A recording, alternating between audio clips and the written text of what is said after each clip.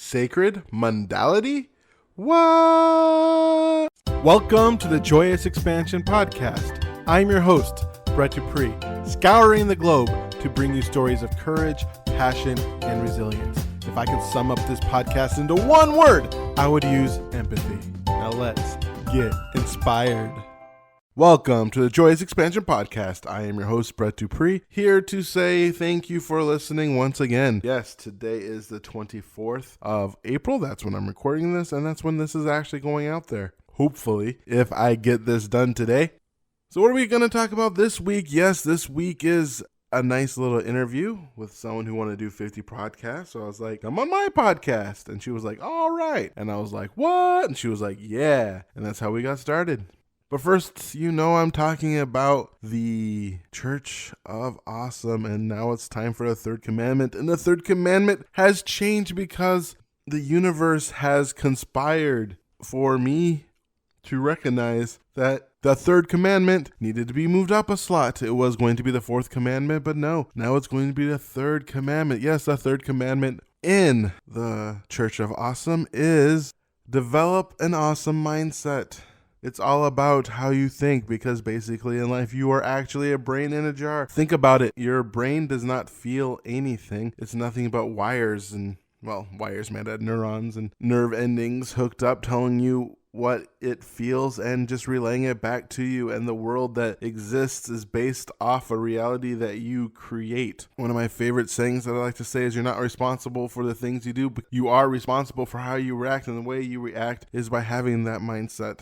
I got this during a cacao ceremony, yes, drinking that sacred cacao, feeling the warmness of Mother Cacao, if that's deity. It is in the Church of Awesome. Why the freak not? And we were calling in our spirit guides, and if you know me, you know my spirit guide is a dragon. Yes, I have a bear and I have a dragon. And my dragon told me create. The most important part is create. That every time that I slip and do not create what I am inspired to do, that is when I go off the rails and I eat too much and I'm overwhelmed. But when I create, when I love creating, when I have a good time, that's when I'm moving forward. When I was doing my walking wisdoms, when I was creating my YouTube pages. In fact, you can see when I tend to not go by, when I not do consistency in my life, I don't create.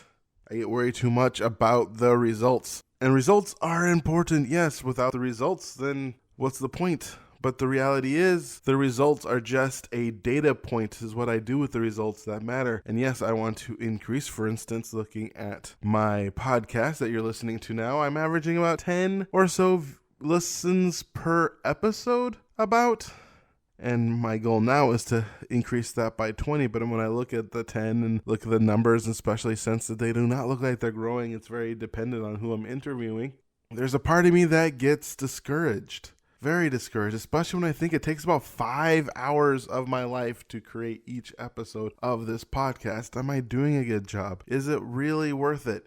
But I had a dream, I had a desire, I had a willingness to create. And because of my dragon energy telling me to create and move forward, I now feel re-energized into moving forward, because that is the important thing. Having that mindset, having a solution-based mindset, looking at what you want instead of what you don't want, looking at how can we solve this problem, then how can we wallow in this problem.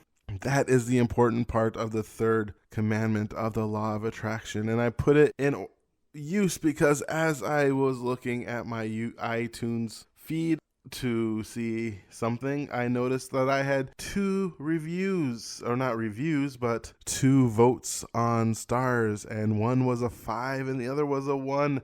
And it wasn't that long ago. In fact, it was probably even before Friday that if I saw that this episode might not come out, I'll probably go, I don't really want to. Is it worth it? But no, who cares? Just because one person voted 1 doesn't mean that I should not create. Other people's opinion of me is none of my business, and I don't need to let somebody determine my reality. That was my goal almost 3 years ago, to not let the outside reality affect my inner reality, because when there's no enemy on the inside, there's no enemy on the out that can do harm. Les Brown saying that's an African proverb. And of course, obviously, I am not even close to there. If I was, I wouldn't have had that break in podcasts. And October and December, I wouldn't be over 400 pounds still, and the certain things on my life would be working a little better. I would be starting to actually look for places for my in-person workshop, which I have yet to do. That's because I still do not have the ultimate mindset. So it's all about working towards that ultimate mindset, making sure that I live awesome, that I treat myself awesome, and that I treat my mind awesome,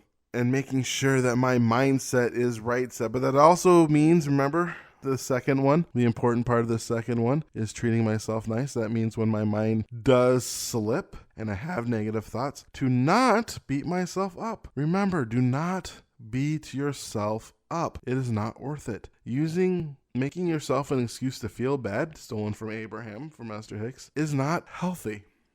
The funny part about this becoming my third commandment is then I did this interview and I was like, wow, this actually coincides very well with having an awesome mindset, as Marita does a very good job of showing how she used her mindset to help her with a brain injury. What an amazing interview, and I'm very excited to share it with you. Marita Rahlenbeck helps women entrepreneurs, thought leaders, and career professionals feel fantastic in their own skin so they can shine from the inside out, energetically and physically, by teaching, leading, and modeling the magic of food, essential oils, and the sacred in everyday life. She is forthcoming author of Living with Grace, a story of love and healing, leaving paw prints on the heart. She's been helping people for 20 years. Her brain injury in 2014 shaped who she is today. It also plays a huge part in resurrecting her business. Now here is my interview with Marita Rahlenbeck. Hello, Marita, and welcome to my podcast. Hi, thank you for having me. I'm really excited to chat with you today, Brett. I'm excited to have you on here as well and to help you on your goal of reaching 50 podcasts. Yeah, that's a lot. Yeah, that's a lot for me to chew off, but one step forward at a time, yes. Yes, that's how we have to deal with everything.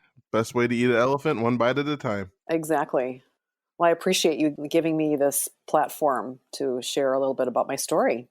Yes, let's get started with that. Tell the listeners a little bit about yourself. I have been in the holistic arena for over 20 years. It's fascinating to me how what I've noticed as I reflect back on those 2 decades is how my business has changed as I have changed. It's really true what they say, that we serve as we need to, like what you need to learn, that's where we serve. We're one step ahead and we're teaching that what we're learning almost in the moment. Does that make sense? Oh, that makes a lot of sense. What are you learning now? Well, what I'm learning now is, I'm learning a lot about my love of aromatherapy and how I am so grateful that I found it 20 years ago now, because it really helped me through a huge emotional upset, life turning upside down. And then I think what happens or can happen is that as we heal, it's almost like we discount what helped us. Do you know what I'm saying? Not that we're doubting what was pivotal in our healing, but there's something that happens, or at least happened within me, where I didn't value it as much. And now I am seeing what I did and how I devalued is pretty strong, but how I didn't appreciate fully the impact that essential oils had in my world. That's one thing that I'm learning right now, and I'm reacquainting myself with that love. It's truly in a love relationship that I have with my essential oils. And I am learning a lot about grace and guidance and allowing the flow and, how do I want to say that? Following the nudges down a path, not knowing where I'm on the path, but I don't know where it goes until I kind of get there. You know what I'm saying? I do. In fact, I truly believe we never truly know where it goes. A lot of times, it is Easter Sunday, so there's that one saying, you make plans and God laughs. Yeah, true. Right. We think we have everything, like we know what we're going to do, and then you get the curveball, right? Yeah, And exactly. that's happened to me many times, and I'm sure it's happened to you, and I'm sure it's happened to our listeners today, because nothing is guaranteed. Absolutely nothing that we will wake up tomorrow morning, or that whatever we have planned for later in the day, that it's going to happen, because things happen. Life happens. I 100% agree. I mean, I was even talking to my girlfriend this morning about working an office job, and the thing that office jobs have is this illusion of security. I have an illusion that I'll have a paycheck in 2 weeks. But Yeah, honestly, anything can happen. And in two right. weeks, I might not get it. It's not guaranteed. Exactly. And I don't think that's just the illusion of the office job. It's any job, it's any, yeah, it's any kind of employment situation where you are reliant on that employer to actually come through and be there always, because that changes on a dime too. Yeah, especially in today's economy. Yeah. Can't believe Toys R Us is gone. Yeah, it's just, that's another thing. Everything changes. I mean, all the my favorite retailers are gone, and oh, yeah, it's just sad. The one thing that I can come back to that really gets me excited is when I know that I can support a local farmer. And that Mm. pivots into the whole my love of food. There's something just totally inspiring for me when I go to the farmer's market and I come home with all this, really, like, you can feel the vibration in this food. Or with a CSA, when you get things that I don't even know what this is, let alone how am I supposed to prepare it. But that's part of for me anyway, that's part of the fun, is the exploring of what can I do with this, and will it be delicious? Or how can I make this not necessarily pleasant? It's not necessarily a pleasant piece of food. Like, I don't like rutabagas, or I never used to like Brussels sprouts, but a friend of mine, oh my word, he knows how to prepare them, and they're so delicious. It's just, there's so many hidden layers when it comes to food. That is very true. So you teach people on the modeling the magic of food? I do. Isn't that a great line? Because a lot of us, to be perfectly honest, we look at food as a drudgery. We look at food as, well, and I've done it, when I'm really in my zone and I'm hungry and, oh God, it's just so inconvenient to have to go make something to eat. But a lot of us really resent having to prepare food. And I prefer to think of it as magical, as I look at it as a transformational tool. And if we look at, let's just assume now we have a family, right? We've got a couple of kids, we've maybe got a partner we're living with, and we are preparing a meal for all of us. I'm preparing a meal for my family. And if I look at that as an opportunity to serve, that meal will be and taste way different than if it's just thrown together and put on the table. I've been in restaurants where I can taste it. It's like, oh my God, the chef is not a chef. It's a cook, and he hates his job. You can taste it. I kind of liken it to, anybody can look at a list of ingredients and throw it together, the recipe, right? Mm-hmm. But you and I can both create the same recipe, and it will not necessarily be the same. The flavors will all be there, but the energy with which we prepared it will be different. It's kind of like anybody can learn to read musical notes and play the piano or the guitar or whatever, but I'm a piano player. So I like to say anybody can play the notes, but not everybody can make love to the keyboard. Mm. It's different. When you've got someone who can really feel the music and play the music rather than play the notes, it's the same kind of thing when it comes to food. The energy with which we prepare food determines how it tastes, how it feels as we're eating it. It's a whole different experience. I think it's magical. Yeah, especially when it's that special recipe. Yeah. Because it kind of reminds me of my grandma. She used to make these things called popovers. Oh, yum. Yeah. Yeah. And the funny part is that she made them wrong. Oh, she did? Because I finally saw YouTube videos what a popover is supposed to look like. A popover pops over the pan. Yes. Hers were really dense, and they had too much butter in them. Because Oh, my grandma funny. was actually a bad cook. But the love and the fun and the can't waiting and just almost all the memories that come with it, and the joy Exactly. of like the love that you'd put it out there, and seeing our excitement for it. And this, it's a huge experience. And now that she's gone, my sister Rochelle now makes them, and we kind of almost relive those moments. Oh, fun. And yeah.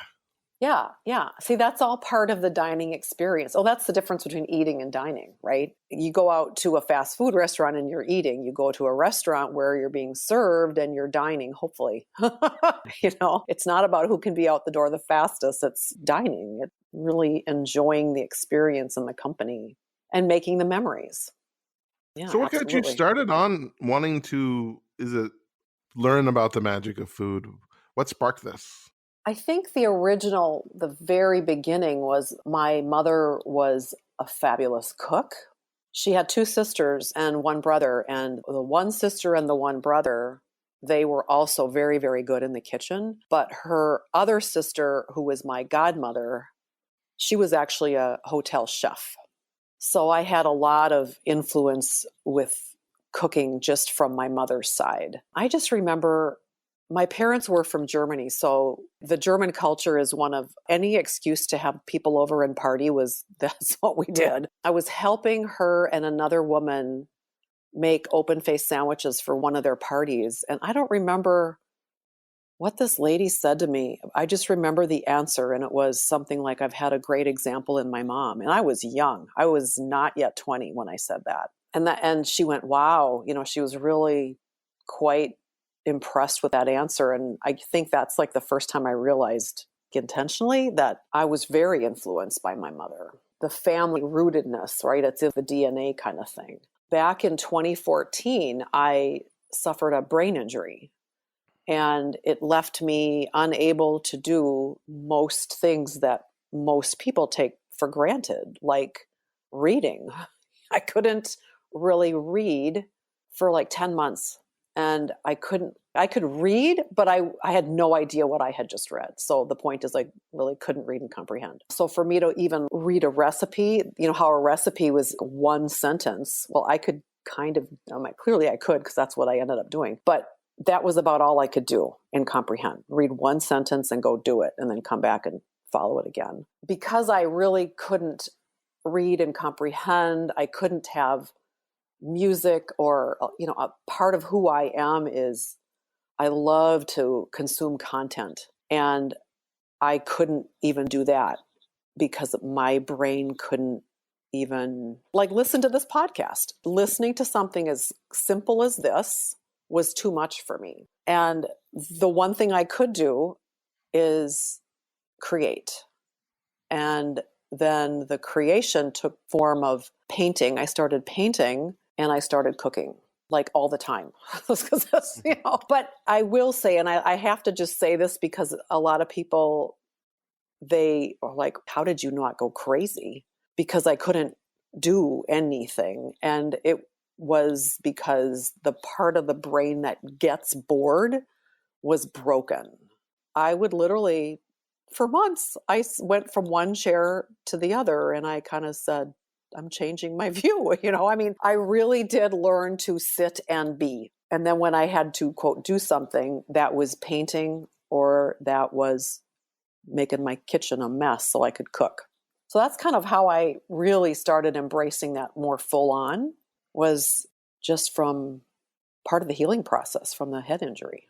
So getting that head injury really allowed you to really focus on what made food magical? Well, I think what I really took away from that experience is that I call it sacred mundanity. It's taking something as mundane as food prep and elevating it as sacred so that it can bless the people that you're sharing the food with. And it's not just around food, it's around everything. It's like when I say life gets in the way of life, the mundaneness of life, vacuuming, washing the car, doing laundry, going grocery shopping, putting fuel in the car, all of those things that are life, they get in the way of life, which is all about your own personal evolution and spiritual journey, in my opinion. So life gets in the way of life. But when we make friends with the mundanity of our life, it becomes easier because we don't resent it as much. I don't know if you ever watched like Little House on the Prairie, but they had one dress and they had one outfit for Sundays and one outfit and a second outfit for daily. How lucky are we that we have a load of laundry to wash, right? Mm-hmm. We have the resources to buy the clothes. We have the resources to have a washing machine with water. And I'm getting really, well, of course, but that's where I'm asking people to think, is that not everybody has automatic dishwasher or a laundry machine or, running water for that matter, to really kind of have that attitude of gratefulness and honoring that it's sacred. That makes sense.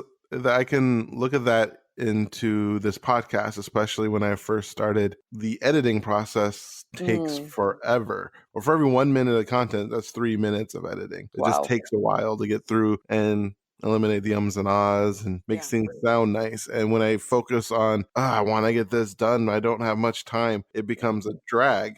But when I think of it as I'm doing this to serve the person I'm interviewing so that they can sound their best. And so I'm also serving the listener so they can receive the content, the more freer and the better it is. And when I do it that way, editing is a lot more fun. It's more of a service to both the person I'm interviewing and to the audience rather than something I have to do. Exactly.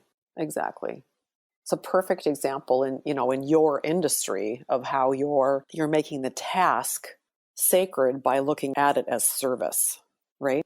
Yeah, exactly. Yeah, that's cool. So how long did it take for you to start repairing your brain? Couple years. Like I said, it took about 10 months or so before I realized. One day I was reading, I don't remember when it was, but I was reading and going, oh my God, like I read a paragraph and I remember it. I could comprehend it. And I'm a huge reader. Like I read multiple books simultaneously, not at the same time, but at the same time, right? I'm a big reader. And so that was really hard for me to not being able to read. And then I couldn't even do the audiobooks. I mean, it was just, oh my word. It was a very sad time. A good 2 years, honestly. And now it's almost 5 years out. And I am now dealing with the energetics of it. I still have symptoms that they're the energy of it. And they're also, what I'm learning is that, so if you look at your skull, it's actually different plates, right? And I didn't start doing work on this until it was like 4 years in. So for 4 years, the structure of my skull was not correct. So unwinding that, if you will, with a chiropractor with very specific skills is very painful. I mean, I have a very high pain threshold, but there are days where I am in agony. Oh my God. I remember calling the clinic and, that lovely question of, on a scale of 1 to 10, I go, I'm at like 200. I'm in agony over here. And I don't say that kind of thing flippantly at all. And that's because we're moving the bone of the skull. What I've noticed is that it doesn't actually necessarily hurt the day that it happens, but on day 2 or 3. And then I have a good 24 to 48 hours of sheer agony. I'm like, oh my God, it hurts so bad. So if you don't know what you don't know. And now if someone were to come to me with a head injury, I would say you might want to have the structure of your skull looked at too, before it gets melded into place for 4 years, Oh, I didn't know that was even a thing. It's a thing. Trust me, it's a thing. I didn't either. Long process. It's not something that goes away very easily and quickly. And every head injury is different. So there's no two alike. So how has sacred Mundanity helped you through this brain injury? By living, how do I want to say that? When you're healing from something that traumatic, being it the head injury or something else of equal kind of trauma to the body, right? We're dealing with trauma. There is your work becomes your healing. I know someone who recently had knee replacement and been healthy all his life. And now he's understanding kind of like what I have been going through, because that if you don't take that healing process seriously, then there's repercussions going on out. So your work, your healing becomes your work, and the healing can be considered mundane. Going to PT, going to various therapies, going to the chiropractor. After my head injury, every single day, I had some kind of medical appointment. That was my job. I went there for PT, I went there for chiropractic, I went there for massage, whatever. I brought it all. That was what I did. And that's like all I did. If I couldn't get somewhere in a short distance, like I wouldn't drive, if I couldn't get there within 30 minutes, I didn't go. I think that's kind of where the sacred mundanity was actually birthed, was by making my life sacred and honoring it enough to take care of it. And that's how you help other people? By making them feel the same? How do I help? You mean, how do I bring the sacred into the everyday mundane with my people, you mean?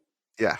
For them, I mean, what I tend to do is I meet them where they're at. And we either meet at the sacred, we either meet or at food, or with the need for some kind of a support with essential oils. Essential oils can support not only the emotional and the spiritual, but it can also support you physically as well. There's no one way that something might look when I'm working with someone, because I'm meeting them where they're at.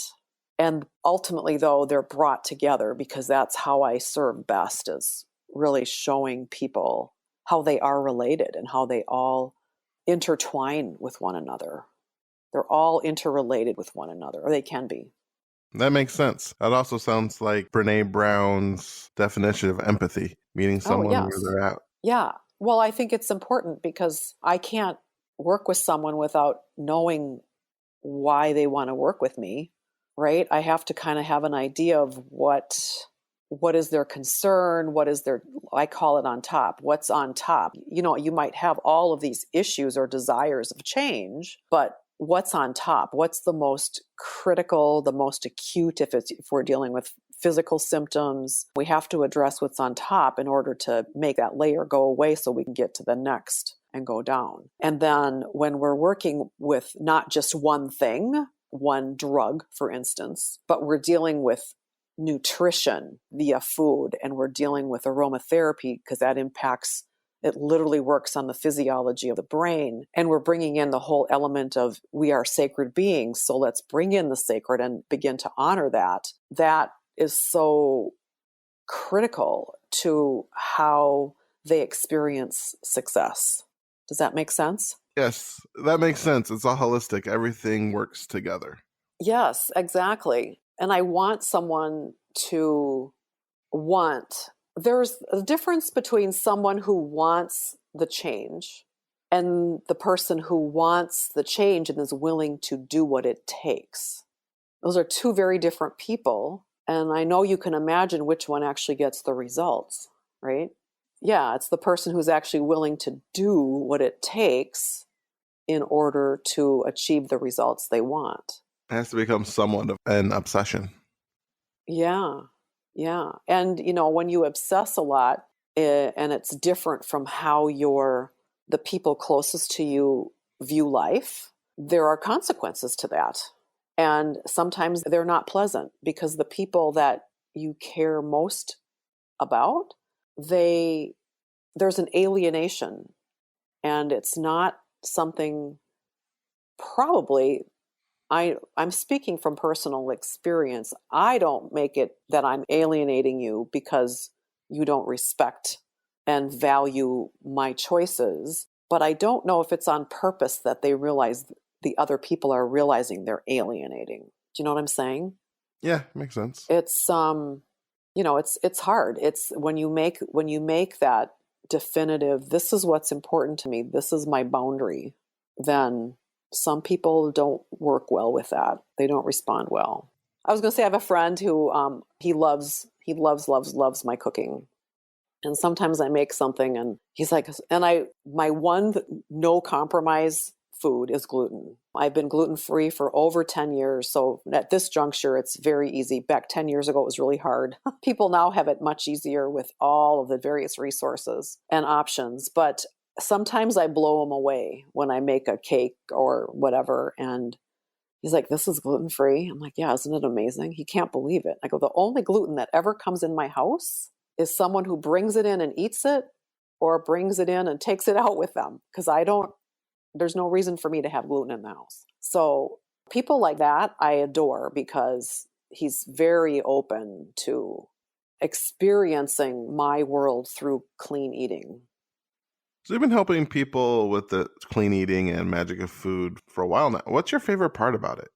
The favorite part about helping people with the food element is, see, and again, the answer goes to meeting people where they're at. Because I've had people go, wow, I didn't know food was so important. One gal, we were talking about eggs, and there's an egg vendor at our local farmer's market that charges $5 for a dozen eggs. I will pay $5 for a dozen eggs. Organic, right? But when Yeah, I fresh eggs asked are awesome. her, yeah, but I asked her what she fed the chickens, and it was corn and soy. Well, if you know anything about our corn and soy in the United States, it means that it's in very high likelihood that it's GMO Monsanto stuff. If you're feeding the chickens corn and soy and you're saying they're organic and you want $5, I'm not going to give you $5 for those eggs. And so we had this conversation, this woman and I, and she'd never considered that what, in this case, what a chicken was fed would impact how it impacted her, right? Mm-hmm.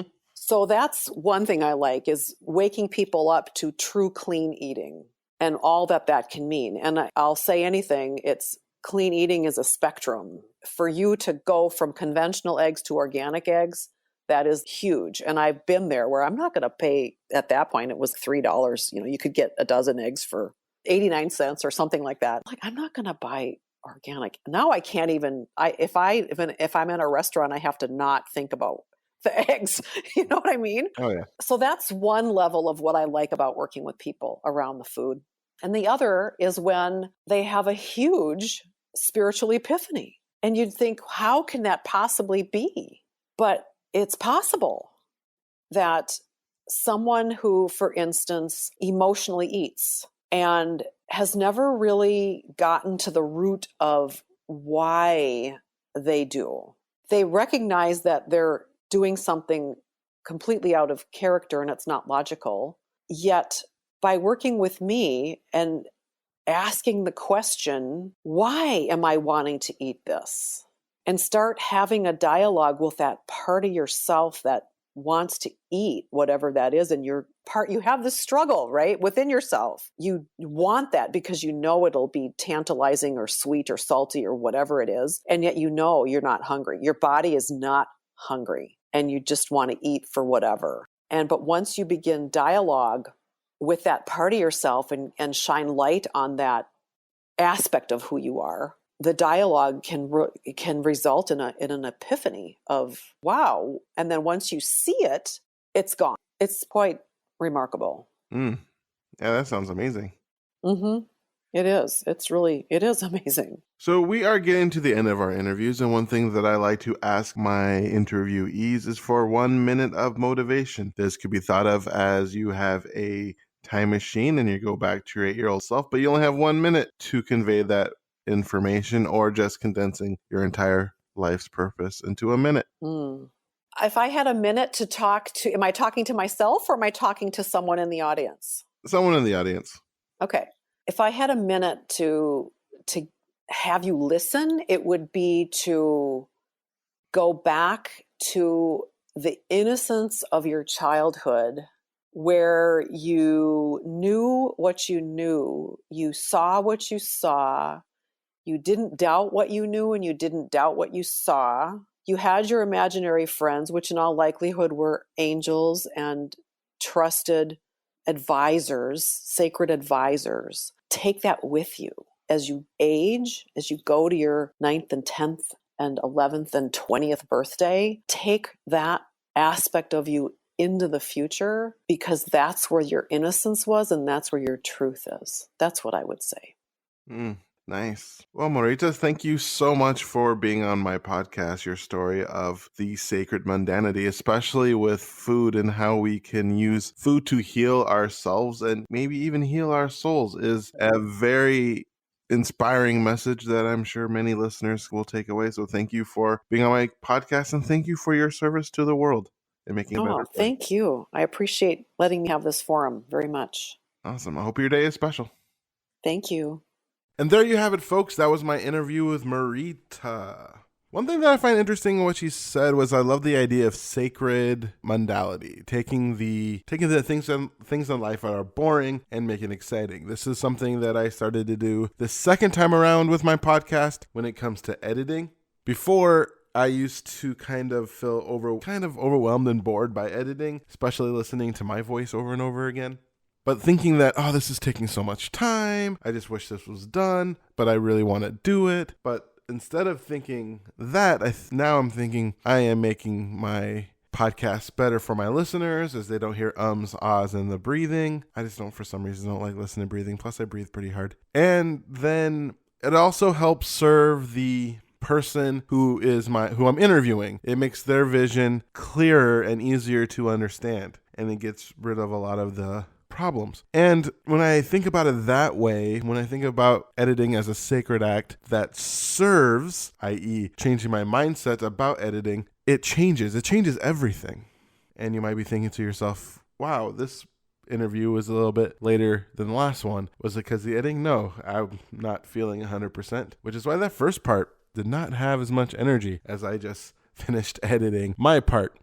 But that's the reason, folks, is just general ordinary sickness, not, editing. And that was a huge part of my break in podcasting between episodes around November, December, October, when I just getting of people and doing it myself, and the editing just felt like too much. But this time around, I decided to make that part sacred, the part that I find mundane sacred. There are some things I kind of disagree with Marita on. Honestly, I don't find cooking mundane. I love cooking. I just suck at it. So it's more of the not having the skill and not wanting to put in the effort to get the skill. But honestly, I like cooking. I bought a cast iron skillet and was making like good steaks on that skillet, and that was really fun.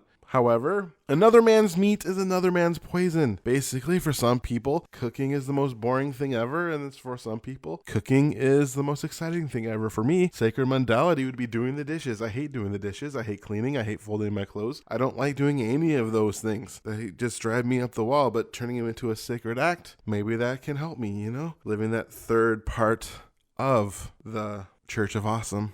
But one thing that I found is this is now the second person I talked to who had a brain injury and healed it through diet and exercise, mostly diet. And by diet, I don't mean dieting in the sense where we used in most of our lives, where like if you listen to Reed Garfield, diet is diet with a T. No, diet is what you're eating, period. Change your diet. That's what the word diet means. When you say diet, I'm not doing a diet, I'm doing a lifestyle change. In reality, a diet's just another word for lifestyle of eating. It's what you eat. It's your diet. And going on a diet is like saying I'm going on I don't know. It's not very many things where we use the word for the thing that's actually the thing. So this is the second person who used what they ate to recover from a serious brain injury. So it says to me that there's a lot into what you eat to determine how you live and how your brain functions and how everything works together. We are holistic beings, and this idea that curing everything by just popping a pill may not be the best way of doing it, but putting in good, solid, healthy food seems to help, especially if you are someone who has a brain injury. It's funny how these podcasts tend to have themes. Basically, eat well and seek help if you need it. That's been the two biggest ones that I have noticed so far from people. Well, if you found Marita interesting, Here's how you contact her. You can find Marita at harmonichwholeness.com. That's www.harmonichwholeness.com. They have a white paper of confident productivity, holistic balance, and calm made easy link that you can find there, also in the show notes. I'll put it there.